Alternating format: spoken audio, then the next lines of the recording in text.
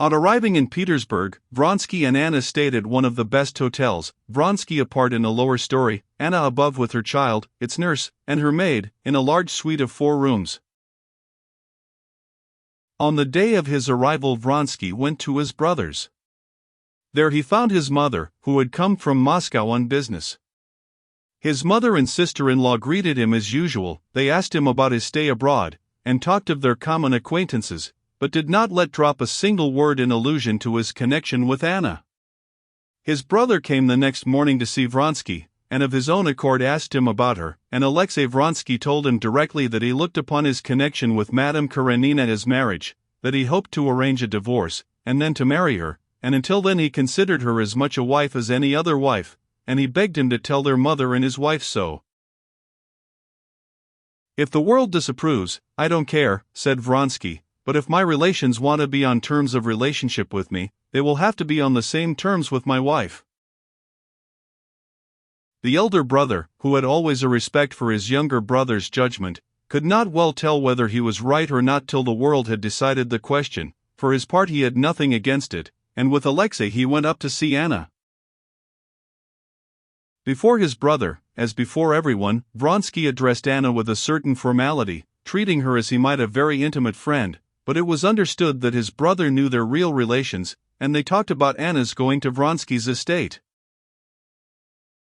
In spite of all his social experience, Vronsky was, in consequence of the new position in which he was placed, laboring under a strange misapprehension. One would have thought he must have understood that society was closed for him and Anna, but now some vague ideas had sprung up in his brain that this was only the case in old-fashioned days, and that now with the rapidity of modern progress, he had unconsciously become by now a partisan of every sort of progress. The views of society had changed, and that the question whether they would be received in society was not a foregone conclusion. Of course, he thought, she would not be received at court, but intimate friends can and must look at it in the proper light. One may sit for several hours at a stretch with one's legs crossed in the same position, if one knows that there's nothing to prevent one's changing one's position, but if a man knows that he must remain sitting so with crossed legs, then cramps come on, the legs begin to twitch and to strain towards the spot to which one would like to draw them. This was what Vronsky was experiencing in regard to the world. Though at the bottom of his heart he knew that the world was shut on them, he put it to the test whether the world had not changed by now and would not receive them. But he very quickly perceived that though the world was open for him personally, it was closed for Anna. Just as in the game of cat and mouse, the hands raised for him were dropped to bar the way for Anna. One of the first ladies of Petersburg society whom Vronsky saw was his cousin Betsy. At last, she greeted him joyfully. "And Anna? How glad I am! Where are you stopping? I can fancy after your delightful travels you must find our poor Petersburg horrid. I can fancy your honeymoon in Rome. How about the divorce? Is that all over?" Vronsky noticed that Betsy's enthusiasm waned when she learned that no divorce had as yet taken place. "People will throw stones at me, I know," she said, "but I shall come and see Anna. Yes, I shall certainly come." "You won't be here long, I suppose?" And she did certainly come to see Anna the same day, but her tone was not at all the same as in former days. She unmistakably prided herself on her courage, and wished Anna to appreciate the fidelity of her friendship. She only stayed 10 minutes, talking of society gossip, and on leaving she said,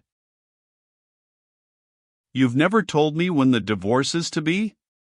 Supposing I'm ready to fling my cap over the mill, other starchy people will give you the cold shoulder until you're married. And that's so simple nowadays. Casa fate. So you're going on Friday? Sorry we shan't see each other again." From Betsy's tone Vronsky might have grasped what he had to expect from the world, but he made another effort in his own family. His mother he did not reckon upon. He knew that his mother, who had been so enthusiastic over Anna at their first acquaintance, would have no mercy on her now for having ruined her son's career. But he had more hope of Varya, his brother's wife.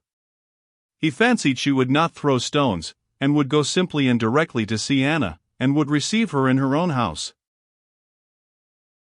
The day after his arrival, Vronsky went to her, and finding her alone, expressed his wishes directly.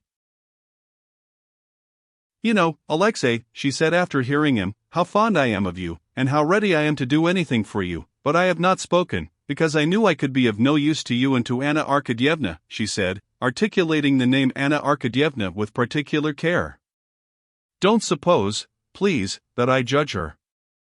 Never. Perhaps in her place I should have done the same. I don't and can't enter into that," she said, glancing timidly at his gloomy face. "But one must call things by their names. You want me to go and see her, to ask her here, and to rehabilitate her in society, but do understand that I cannot do so. I have daughters growing up, and I must live in the world for my husband's sake. Well, I'm ready to come and see Anna Arkadyevna. She will understand that I can't ask her here, or I should have to do so in such a way that she would not meet people who look at things differently, that would offend her. I can't raise her. Oh, I don't regard her as fallen more than hundreds of women you do receive." Vronsky interrupted her still more gloomily, and he got up in silence, understanding that his sister-in-law's decision was not to be shaken. "Alexei, don't be angry with me. Please understand that I'm not to blame," began Varya, looking at him with a timid smile. "I'm not angry with you," he said still as gloomily, "but I'm sorry in two ways.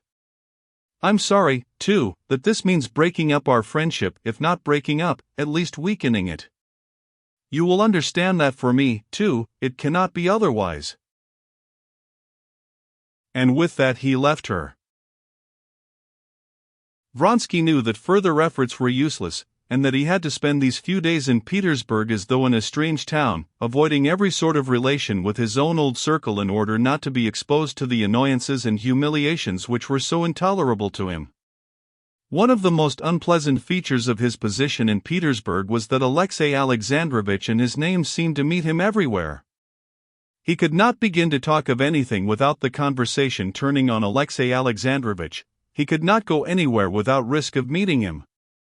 So at least it seemed to Vronsky, just as it seems to a man with a sore finger that he is continually, as though on purpose, grazing his sore finger on everything. Their stay in Petersburg was the more painful to Vronsky that he perceived all the time a sort of new mood that he could not understand in Anna. At one time she would seem in love with him, and then she would become cold, irritable, and impenetrable. She was worrying over something, and keeping something back from him, and did not seem to notice the humiliations which poisoned his existence, and for her, with her delicate intuition, must have been still more unbearable.